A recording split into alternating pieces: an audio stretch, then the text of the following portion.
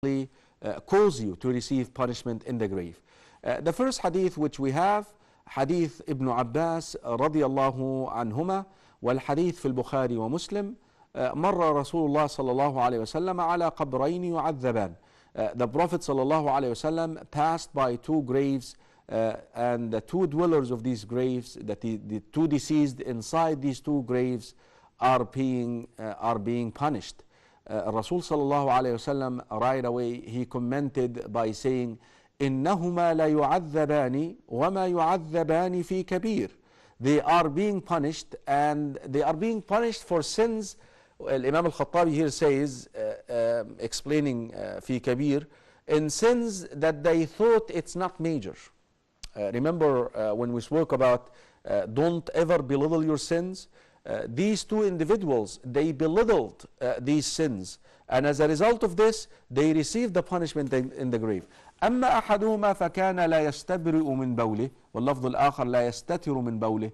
As for the first, he used not to cleanse his private parts after he urinates, or maybe his underwear, his garment or her garment. So the urine is actually a reason for a Muslim to receive a punishment in the grave. And this is amazing, because a lot of Muslims, I know for a fact, they take this for granted. A lot of the scholars addressed this issue, and they said the reason behind this is that person nullifies his salah technically, because having urine in your private parts or in your underwear or in the place where you pray makes your salah invalid knowingly. So when you go to urinate, make sure that you cleanse yourself well. We know that some of us experience some drops after we actually conclude urinating. Sprinkle, that's what Umar ibn Khattab would do radiallahu anh, sprinkle some water on that spot so that you make sure that there is no urine there. The other wording of this hadith, لا يستتر, that the person would go and urinate and he would show his organs to the people. He would expose his private parts to the people, which is actually a sin in Islam to do so. As for the second one, كان يمشي بين الناس بالنميمة. He used to go amongst people with namima. What is namima? نقل الكلام بنية الإفساد. That you pass one conversation to another person with the intention of spoiling the relationship between the two. Simply you go to someone else and say, that person said so and so, and your intention is to get both of them fighting. This would actually get the person to be punished in the grave if he does not repent from these sins in this world. Also, Rasul sallallahu alayhi wasallam mentioned in hadith Samar ibn Jundub, والحديث is lengthy, في كتاب الرؤى في صحيح الإمام البخاري. Beautiful hadith. For me to finish this hadith in this episode, it's not even sufficient. But he saw the liar, and you see his punishment. Someone who brings a hook, and he would place it in his fan, the side of his mouth from here, and he would tear it until his qafa, until his back. So all this side is torn with a hook. And then he would go to the other side and do likewise. And by the time he's done here, this side is restored, and he would go here, and always back and forth, back and forth. Rasul sallallahu alayhi wasallam asked Jibril and Mikael alayhimus salam, the two angels who took him on that journey. He said to him, Jibril alayhi salam said to him, ذاك الرجل, this is a man, يكذب الكذبة فتبلغ الآفاق. He would utter a lie and it will get every place. Subhanallah ya ikhwa. With the Facebook, with the Twitter, with the YouTube, with the internet now, a person can go and just say something in the internet and it gets everywhere. All the world get to hear about it. Subhanallah, that statement of the Prophet sallallahu alaihi wasallam is so true. Rasul sallallahu alaihi wasallam also saw a person sleeping in the ground, and there is someone else standing, and there is a pile of rocks next to him, and he would take a rock and would smash his head to the ground. Then by the time he goes and he picks another rock up, his head is restored again, and then he would smash his head again, and over and over and over again. Rasul sallallahu alayhi wasallam asked, who is this ya akhi ya Jibreel? هذا الرجل ينام عن الصلاة المكتوبة. Ya Allah, how many Muslims allow the time for Fajr, in particular Fajr, to go out? You know, the time for Fajr is out when the sun rises. How many Muslims, they sleep and they know it's time to pray Fajr, and they allow the time to go out without them observing the Salah. That is the punishment in the grave. If you do not repent from that sin and you start establishing Salatul Fajr on time, that is the punishment that awaits a Muslim in the grave. Again, I'm not trying to scare you, but I'm just trying to furnish the facts for you, and you make the call. Listen, I'm just conveying. هذا الحديث is not my talk. هذا unseen. This is unseen. هذا حديث سمرة بن جندب. Rasul صلى الله عليه وسلم actually said that. Brothers and sisters in Islam, another punishment in the grave, subhanallah, is a person who would swim in a sea of blood. Subhanallah, sea of blood. If you know who that person is, you would understand why a sea of blood. This is the person who deals in riba, who accepts usury. You see, he sucked the blood of the people in this world. As a result of this, he swims in a sea of blood in the grave. And now every time he tries to come out of the sea, swim out to the shore, there is someone by the shore. He would throw a rock into his mouth, he would swim back, and he would do this all the time. Who is this, ya akhi ya Jibreel? This is the person who deals in usury or devours usury. This is again another person. If he does not repent in this world from that sin, this is the punishment that awaits him in the grave. Let me take a short break and come back and mention maybe some more of these major sins that you need to take care of in this world before the grave time. Otherwise, this is the punishment which awaits you. But the beautiful thing again about a Muslim who receives such punishment in the grave, that it will expiate his sins or her sins. Another person who doesn't hold La ilaha illallah Muhammad Rasulullah, he just get punished and he keeps being punished for eternity. Don't go away, I'll be right back. Assalamu alaikum wa rahmatullahi wa barakatuh. To Allah belongs the earth and sky, so wonderful. We welcome your month, we all adore, we pray for happiness. During the life of the Prophet ﷺ, Ramadan was the host for the occurrence of important historical events and for great people to rise or pass on, which is knowing the causes of the revelation and relating to those circumstances. So you will look what is asbab al-nuzul, the causes of revelation. So you don't feel like I'm doing a favor to the poor. It is his money. It is something obligatory upon you. And even in the charity, which is volunteer act, when you give it, you should have it framed this way. By nature, we are social creatures. We need someone to socialize with. So Allah created for Adam his spouse. That's why spouse, the best thing of having a spouse is to have a companion. A book, a blessed book we have sent to you. For what purpose? لِيَدَّبَّرُوا آيَاتِهِ, so they will reflect upon the verses of the Quran. Ramadan,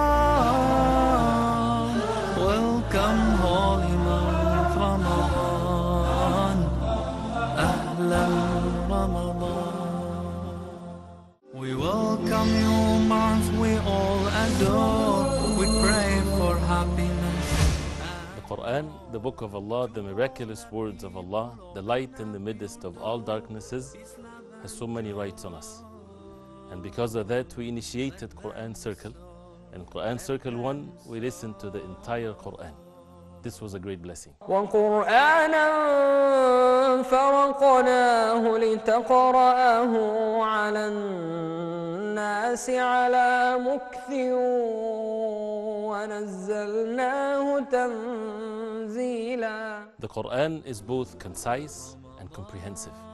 It has all aspects of guidance to all mankind. And because of that, in Quran Circle 2, we selected verses in every juz with a specific topic We listened to the recitation and we reflected upon the meaning of that specific topic.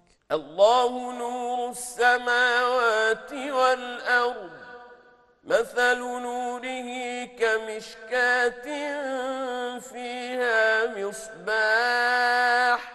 Each surah in the Quran, every chapter of the Quran has an objective. We looked into the objectives of the surahs that we chose and selected in Quran Circle 3. لينذر من كان حيا ويحق القول على الكافرين. Brothers and sisters, join us this Ramadan in Quran Circle 3. Get ready, open your mushafs and follow with the recitation and wait for the reflection after we finish the recitation.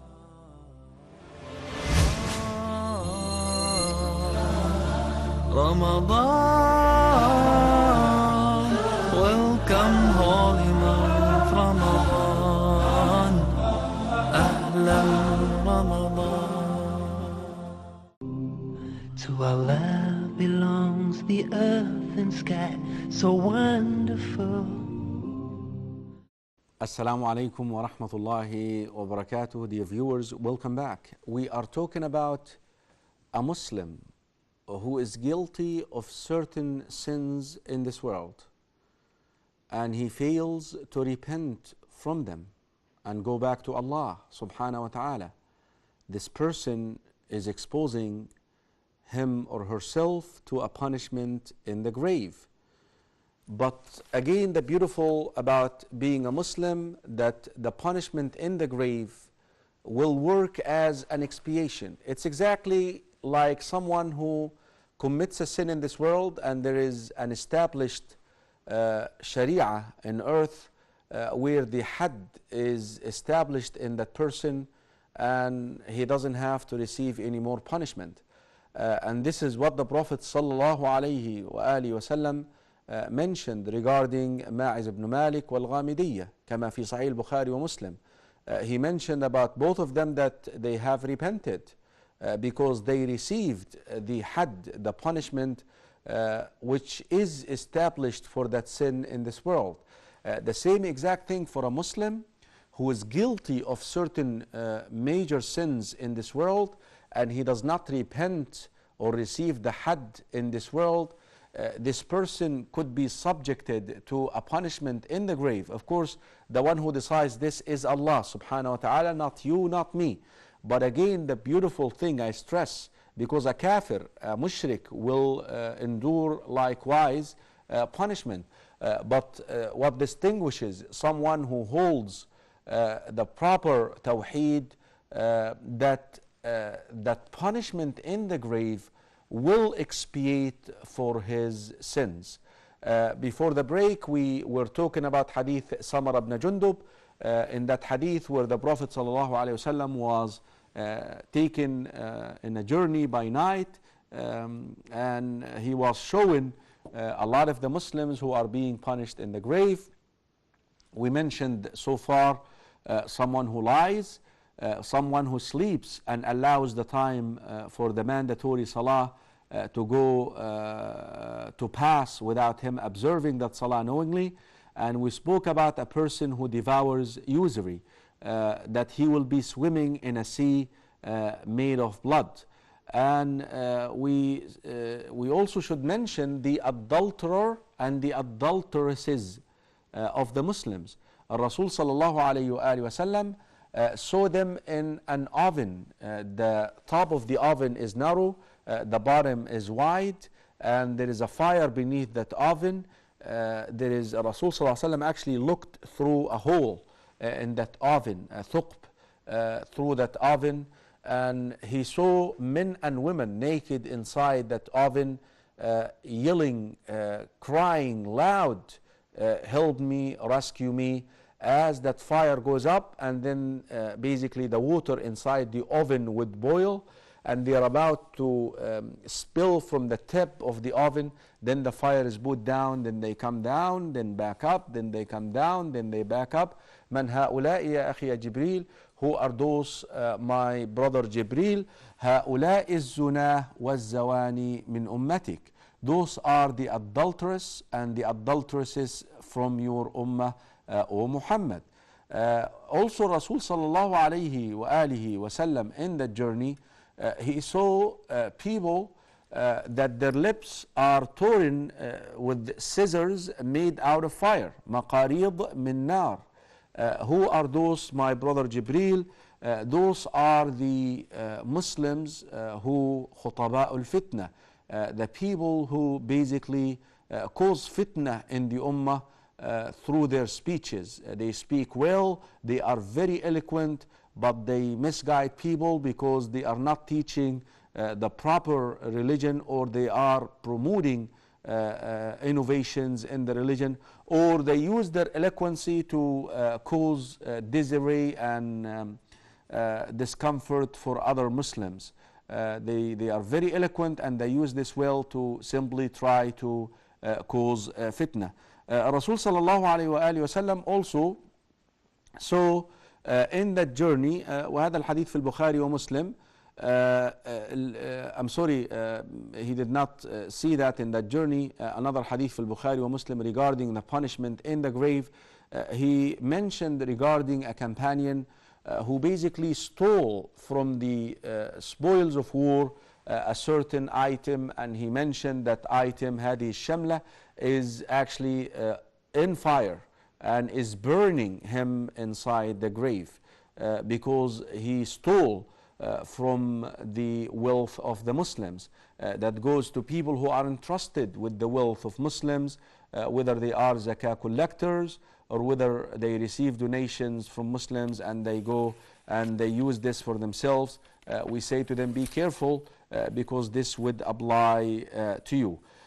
Brothers and sisters in Islam, also Hadith ibn Umar في البخاري ومسلم, Rasul sallallahu alayhi wasallam said, mentioned to us a person who would have his garment beneath or underneath his ankle. And I know a lot of Muslims take this light, but it is a major sin in Islam, or at least a lot of the Muslims consider it to be a sin only during the salat time. Yani you will find the brother, when he prays, he would lift his pants above the ankle, but he doesn't know that this is actually something that you have to maintain all the time. You have to make sure that your garment is above your ankle all the time. Rasul sallallahu alayhi wasallam says, بينما رجل يجر إزاره من الخيلاء خسف به فهو يتخلخل في الأرض إلى يوم القيامة. One person was walking in earth, dragging his garment, showing off with it. Earth swallowed him, and earth will keep swallowing him until the day of resurrection. Brothers and sisters in Islam, there are other simply things that a Muslim may endure in the grave, like the grave being extended as far as his eye, for the Muslim who is a believer, the grave will be extended. But for a Muslim who failed to say, my Lord is Allah and my religion is Islam and Muhammad is the messenger of Allah, this Muslim, the grave will be squeezed to the extent that his reps will be replaced. Will be losing their position in his body. This is also the squeezing of the grave which every Muslim will endure. The darkness in the grave which every Muslim will endure, except those whom Allah subhanahu wa ta'ala would bestow His mercy upon, and they may receive dua from the people outside, or Allah subhanahu wa ta'ala will relieve them from the darkness of the grave. Sufficient, in my humble opinion, the fitna in the grave, the fact that those two angels, and subhanallah, when the Rasul sallallahu alayhi wasallam, dear viewers, dear brothers and sisters in Islam, when he spoke about the fitna in the grave, hadith Asma bint Abi Bakr radiallahu anha, wal hadith fi Sahih Bukhari, when he spoke about the punishment in the grave, about the fitna, the trial of the grave, he actually made it seem to look like, or made it alike or he made sure that the people understood that this fitna is very similar to the fitna of the Antichrist.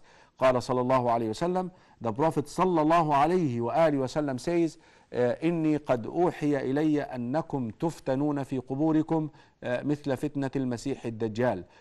It was revealed to me that you get tested in your grave exactly like the fitna, the trial of the Antichrist. And that is why the Prophet ﷺ, indeed, when he would make dua after he concludes his tashahhud, he would actually seek refuge with Allah subhanahu wa ta'ala from both of these fitnas. Allahumma inni a'udhu bika min fitnat al-masih al-dajjal wa a'udhu bika min fitnat al-qabr. Seeking refuge with such a thing. Dear viewers, with this, inshallah, we have concluded the second means to expiate your sins in Islam. We spoke about the calamities which a Muslim may endure and experience in this world, the fact that they do expiate for their sins. And then we mentioned, what if a Muslim dies and he is guilty of certain sins, major sins, the sins which we quoted in these ahadith today in this particular episode, then this person is subjected to the punishment, will actually be exposed to a punishment, if Allah wills, of course. I do not decide that, you do not decide this, to a punishment in the grave. But again, the beautiful thing about being a Muslim, that yet you will be punished in the grave, but Allah subhanahu wa ta'ala will expiate that sin for you.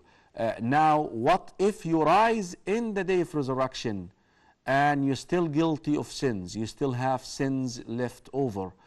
The day of resurrection is a way, also is a means to get your sins expiated.